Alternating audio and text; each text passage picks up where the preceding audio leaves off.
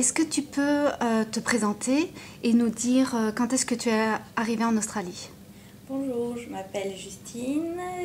Je suis arrivée à l'Embassy il y a 5 semaines, et en Australie aussi à Brisbane. J'ai 23 ans et en France, mon métier est opticienne. D'accord. Et pourquoi as-tu choisi Brisbane? J'ai choisi Brisbane parce que je sais que c'est une ville, d'après ce qu'on m'avait dit, qui est très agréable à vivre, où la météo est plutôt toujours bonne et pas trop grande et peut-être un petit peu moins chère que Sydney aussi. D'accord. Est-ce que quand tu es arrivée, tu es restée en famille d'accueil ou tu as pris une colocation directement? Non, je suis restée 1 mois en famille d'accueil. Comment ça s'est passé? Ça s'est passé très bien. Les gens étaient très gentils, très accueillants. On voit qu'ils ont l'habitude d'accueillir des étrangers. Ils parlent lentement, ils prennent en compte nos besoins. Enfin, ils s'occupent vraiment bien de nous.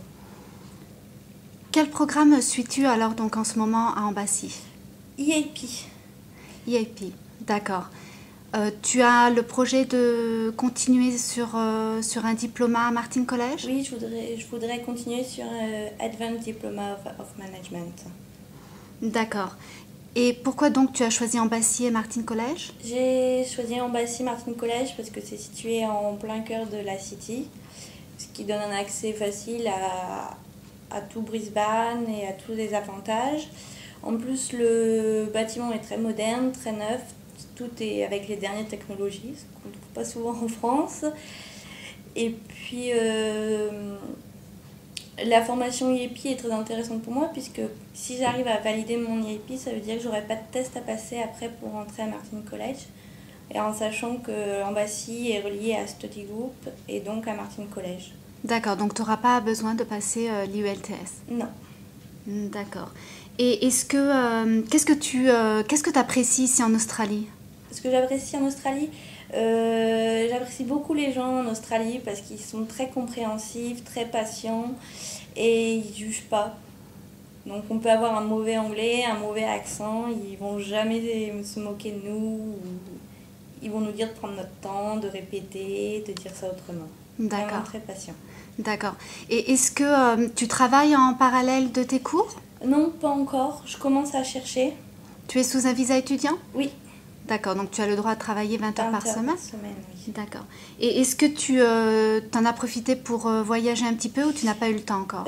J'ai commencé un petit peu, je suis allée dans la Rainforest, sur la Gold Coast, ce qui était très sympa. J'ai fait donc du masque et du tuba, ce qui m'a permis de nager avec des tortues, ce que j'ai adoré aussi. J'ai vu Noosa également, donc de loin j'ai pu voir des baleines, des dauphins, des koalas. Et ce week-end je vais à Moreton Island. D'accord, très bien. Et tu as rencontré des personnes de différentes nationalités? J'ai rencontré pas mal de Brésiliens, de Colombiens, de Japonais, des Allemands aussi, il y a beaucoup. Mais à la limite, il n'y a pas énormément de Français. En tout cas, il n'y a pas de Français dans ma classe, qui est pas plus mal au final. D'accord. Je voulais aussi savoir, comment tu as connu Frank Australia Education? Par le site Australia sur Internet. D'accord. Et tu as rencontré un de nos conseillers sur Paris? Oui, Anne-Sophie. D'accord. Et elle t'a aidé à monter ton dossier pour venir ici? Oui, elle m'a bien aidé. Au final, je ne l'ai pas rencontrée sur Paris et le bus faisait le tour de la France et je l'ai rencontrée à Lille. D'accord, très bien. Est-ce que tu aurais un conseil à donner à un étudiant qui veut partir en Australie? Un conseil, c'est de ne pas trop stresser parce que les gens sont vraiment très gentils et il n'y a pas de grosses difficultés pour s'adapter ici. D'accord. Ok, bah écoute, merci beaucoup Justine.